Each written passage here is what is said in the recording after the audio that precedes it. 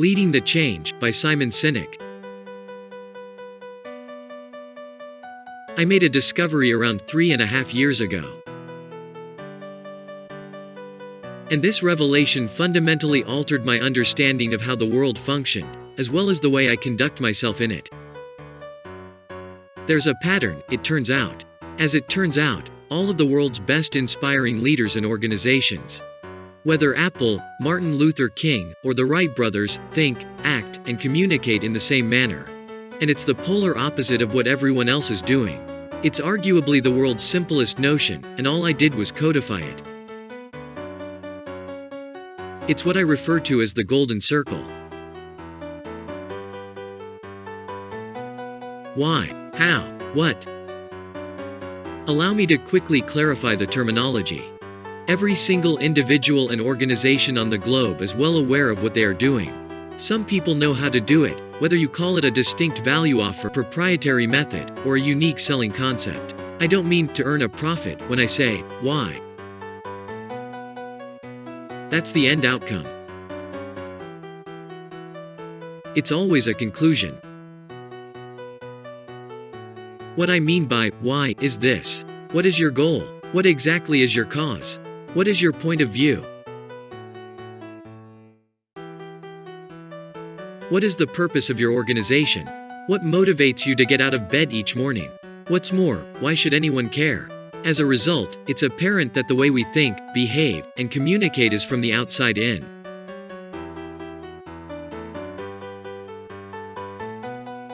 We progress from the most obvious to the most hazy.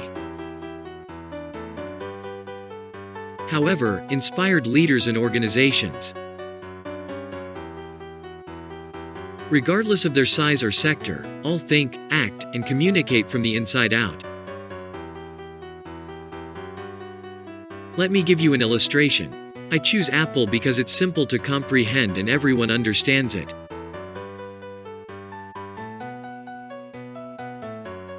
A marketing pitch from Apple, if they were like everyone else, could sound like this: we build fantastic computers. They're attractively designed, easy to operate, and user-friendly. Do you want to purchase one? Meh. The majority of us communicate in this manner. That is how most marketing and sales are conducted, as well as how we interact with one another. We describe what we do, how we're different or better, and we anticipate some type of action, such as a purchase, a vote, or something similar. Here's the address of our new law firm. We have the greatest lawyers working for the biggest clients, and we always deliver for them. Here's what our new vehicle looks like. It features leather seats and gets excellent gas mileage. Purchase our automobile. However, it is uninspired. Here's how Apple communicates in real life. We believe in disrupting the status quo in all we do.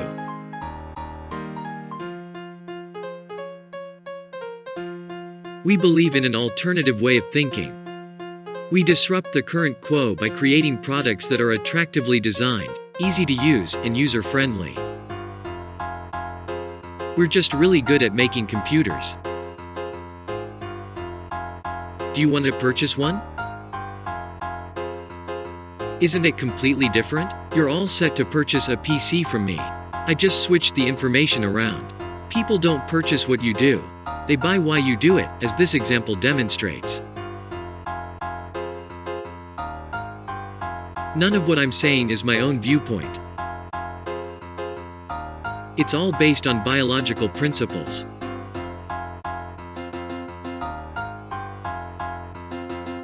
Biology, not psychology. The human brain is really divided into 3 primary components that match exactly with the golden circle when seen from the top down in a cross-section. The what level relates to our newest brain, our Homo sapien brain, our neocortex. All of our rational and analytical cognition and language is controlled by the neocortex. Our limbic brains are made up of the middle 2 regions, and they are responsible for all of our sentiments, such as trust and loyalty. It's also in charge of all human behavior, including decision-making. It also lacks the ability to communicate. To put it another way, when we communicate from the outside in, individuals can comprehend large volumes of complex information such as features and advantages, as well as facts and numbers. It simply does not influence behavior.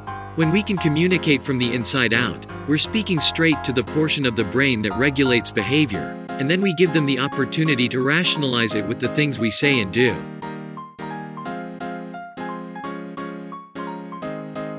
This is where gut instincts play a role. When you offer someone all the facts and numbers, they may respond, "I understand what all the data and details indicate, but it just doesn't seem right."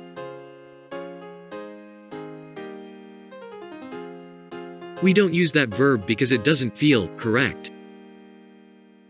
Because language is not controlled by the same region of the brain that governs decision-making.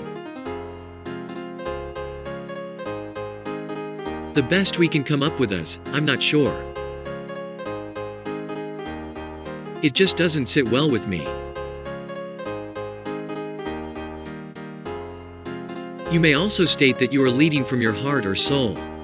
"I'm sorry to break it to you, but your conduct isn't controlled by other bodily parts. It's all occurring in your limbic brain, which is in charge of decision-making rather than language." Let me now give you an example of how the law of spread of invention has worked in the past. In the summer of 1963, 250,000 people flocked to the Washington Mall to hear Dr. Martin Luther King speak. There were no invites sent out, and there was no way to verify the date on the website. How do you go about doing that? Dr. Martin Luther King Jr. wasn't the only outstanding orator in America.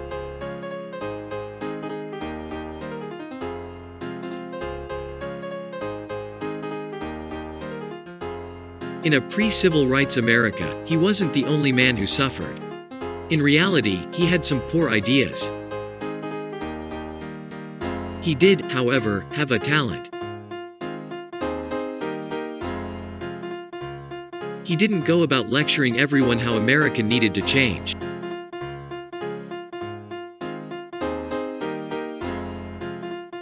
He went about telling everyone what he thought. He told others, "I believe, I believe, I believe."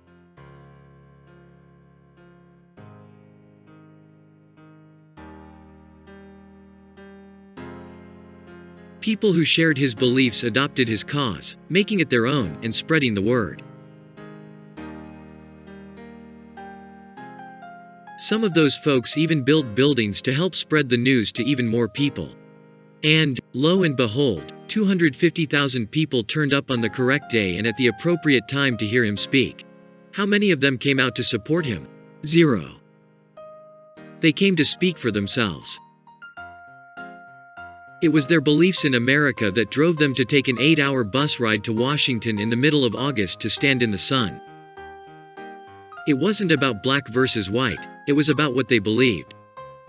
White people made about 25% of the crowd. Dr. King felt that in this world, there are two sorts of laws: those enacted by a higher authority and those enacted by man.